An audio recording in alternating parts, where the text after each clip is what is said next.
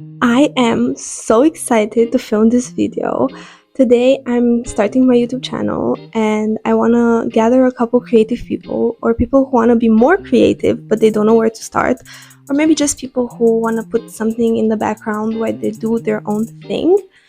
I have the perfect project in mind because the thrifting gods have blessed me with this beautiful gingham.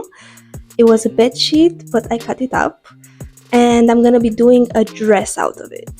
I downloaded my Etsy files. I'm doing the Eta Marla dress and I already cut it up because that's the most boring part for me. And I was also very excited last night. I already cut it up and sized it to what size I need, and I'm ready to start. Let's see how it goes.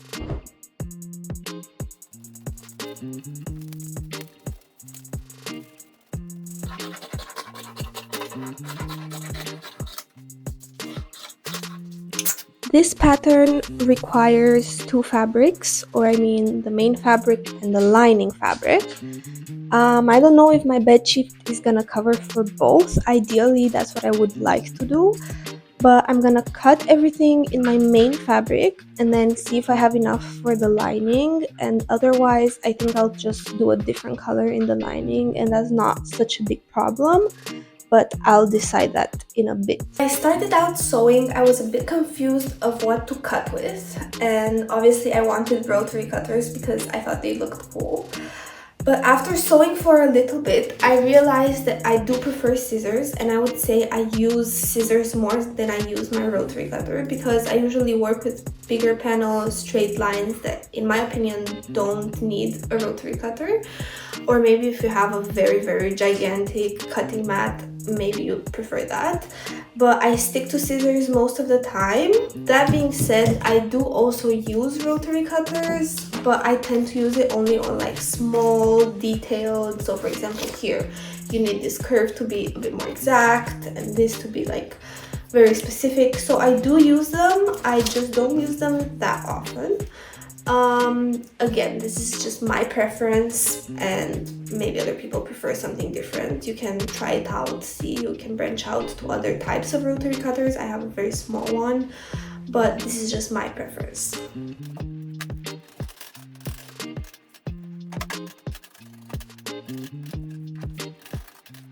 When I said I was blessed by the thrifting gods, I didn't know that they also thought about me and about how much fabric I need for this dress exactly, because this is all I'm left with, and I was able to cut lining and main fabric perfectly enough.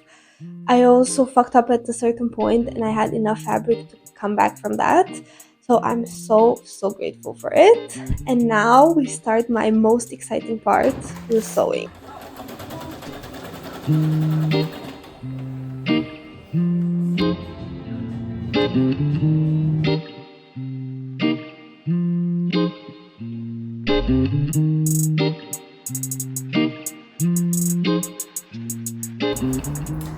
It's been a hot minute because my tension was a little bit wonky and I didn't know how to fix it, and I kept going up when I was supposed to go down. So my tension right now is on a 2, which is a bit weird because I've never had my tension on 2, but because this is a bedding sheet, I think the cotton is very sheer. So I've done the most tedious part, which is the top part, and I think it's so pretty. This is how the back looks like. It ties up, it has 2 bows. I'm pretty sure I'm gonna do a top out of this when I finish this the full dress. Maybe just the bustier, maybe I'm gonna do some frills and use it also with pants. I think it's super pretty. So even if it's been a little bit of time and taking me a little bit more time to research my tension, now I can go to the long dress part and let's keep working. While I sing with this, I wanted to say a couple words about the things that sewing taught me. Besides the skill itself, which I think is great and fun and obviously shows so much creativity, I think there's so many aspects that I learned from sewing. I'm usually a very impatient person, and everyone in my life has told me so since I was little, which kind of created a complex for me.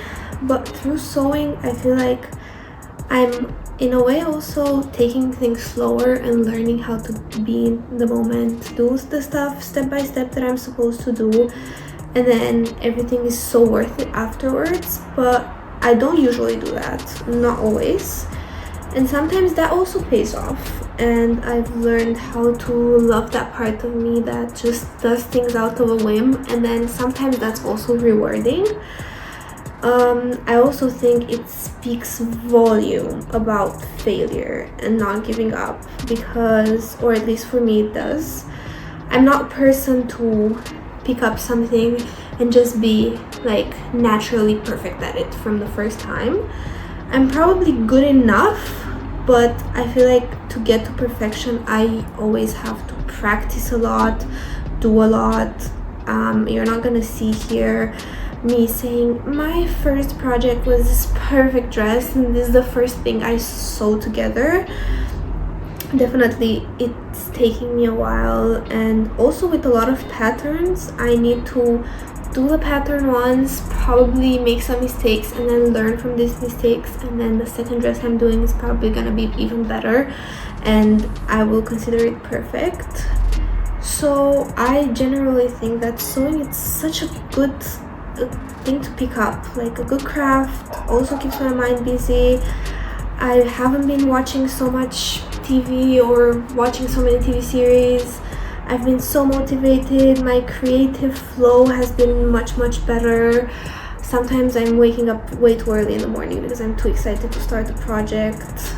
I just honestly think this is a very good thing that happened to me, and I think you should also try it out if you haven't, or generally any craft that makes you feel like that excitement, that creative, that also you can learn stuff from. I think crafts are great. Maybe some people feel the same about other skills like playing the piano probably, or playing any other instrument. I don't know why I said the piano, or just generally picking up a skill is so worth it. So that being said, my little mistake here has been bettered. However, I can still see it, and this is one of those moments when I need to keep myself in check for imperfections and either accept them, either find a way to fix them myself, and then I can continue with my work. My dress is almost ready. I'm very excited to show you, but before I end it, I will show you a trick. I'm not such an expert to give like tutorials, but this is a trick that I learned from TikTok, I think, that is saving my ass a lot of times. So this is how I ruche anything or gather. The first thing is you put your stitch length to the highest position, but you do that with any other project or any other type of gathering. I leave a long tail just as normal, but when I put my fabric in, I start sewing while holding on to this thread, like almost here. And if you do that, the bobbin thread will go through as normal, but this will be stuck in place and therefore will gather your material. So I wanted to share that because it was very useful for me to learn that, and it saved me a lot of time because you don't need to do like one line and then the other line and then gather it by hand. The machine does it for you. The tighter you hold on to it, the more gathered it will be, and then the looser you hold it, the more leisure your gathers will be. You are not ready for the final product. It's very exciting. Look at it. I love it. I know I say this for every product I make, but this truly is surprising to me because it fits my body so well. This is a 38 and it looks like it was made for me. I don't know how. I cannot believe this was a bedsheet from thrift store. I think it's amazing. I love the color. Definitely this is my Valentine's Day look. I love the length of it, the amount of ruffles. Obviously, it has bows, and I'm in love with bows. And just like any good skirt or dress, it also has pockets that are very roomy, and the dress is roomy itself. I don't feel constrained in it. I just think it's great overall. I want to do it in all the colors, all the shapes and tweaks I can do. Make it maybe shorter in a version, maybe also do only the top, maybe only the bustier. I'm very excited with this pattern. It's such a good pattern. The way it was made and the way I printed it and put it together, because I printed it in A4 sheets. It was absolutely amazing and it worked so great for me. Some of the instructions lacked clarity, but I guess if you're a beginner, that matters a lot. If you kind of know your way, you can kind of figure out how to do it. But yeah, overall it's great and I love it, and you try it as well. And I will see you in the next craft.